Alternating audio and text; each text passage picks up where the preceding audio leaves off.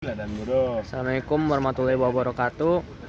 Perkenalkan, nama saya Muhammad Farel Atila Sasinaga dengan NIM 231201094 dari kelas 14 Agama Islam. Di sini saya akan menjawab kuis ketiga. Yang pertama itu, pengumpulan Al-Quran di masa pemerintahan Abu Bakar.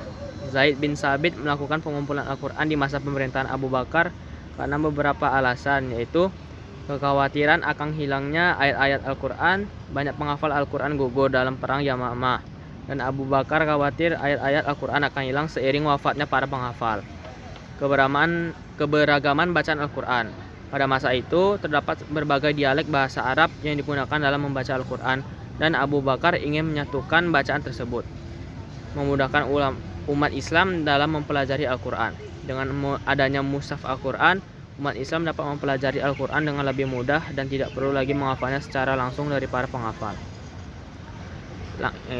Yang selanjutnya, langkah-langkah yang dilakukan Zaid bin Sabit dalam pengumpulan Al-Quran. Membentuk tim. Abu Bakar membentuk tim yang terdiri dari beberapa sahabat Nabi Muhammad SAW, yaitu termasuk Zaid bin Sabit, untuk mengumpulkan ayat-ayat Al-Quran. Mencari sumber ayat Al-Quran. Tim tersebut mencari sumber-sumber ayat Al-Quran dari berbagai sumber, seperti hafalan para sahabat, tulisan di pelupa kurma, dan batu. Selanjutnya, memverifikasi ayat Al-Quran. Tim tersebut kemudian memverifikasi ayat Al-Quran yang telah dikumpulkan dengan memastikan kesesuaiannya dengan apa yang telah dihafal oleh Nabi Muhammad SAW. Selanjutnya, menyusun mushaf Al-Quran. Ayat-ayat Al-Quran yang telah diverifikasi kemudian disusun menjadi mushaf Al-Quran. Yang kedua itu ada faktor pendorong penyalinan Al-Quran dalam bentuk mushaf di masa pemerintahan Utsman bin Affan. Pada masa pemerintahan Utsman bin Affan terjadi beberapa faktor yang mendorong penyalinan Al-Quran dalam bentuk mushaf. Antara lain, perbedaan bacaan Al-Quran. Pada masa itu terdapat perbedaan bacaan Al-Quran di berbagai wilayah Islam yang dikhawatirkan dapat menimbulkan perpecahan perluasan wilayah Islam. Dengan semakin luasnya wilayah Islam, kebutuhan akan mushaf Al-Quran semakin meningkat. Meningkatnya jumlah umat Islam, semakin banyaknya umat Islam yang ingin mempelajari Al-Quran, sehingga dibutuhkan mushaf Al-Quran yang lebih banyak. Yang ketiga itu ada alasan Umar bin Abdul Aziz merasa penting membukukan hadis dan apa yang ia lakukan. Umar bin Abdul Aziz merasa penting membukukan hadis karena beberapa alasan, yaitu kekhawatiran akan hilangnya hadis. Selanjutnya, perbedaan pendapat tentang hadis, dan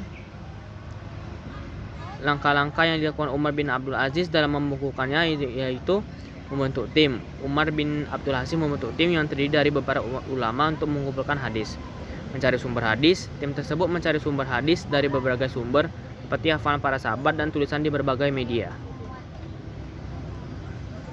Dan setelah diajarkan oleh Nabi Muhammad SAW, yaitu menyusun buku-buku hadis. Hadis yang telah diverifikasi kemudian disusun menjadi buku hadis.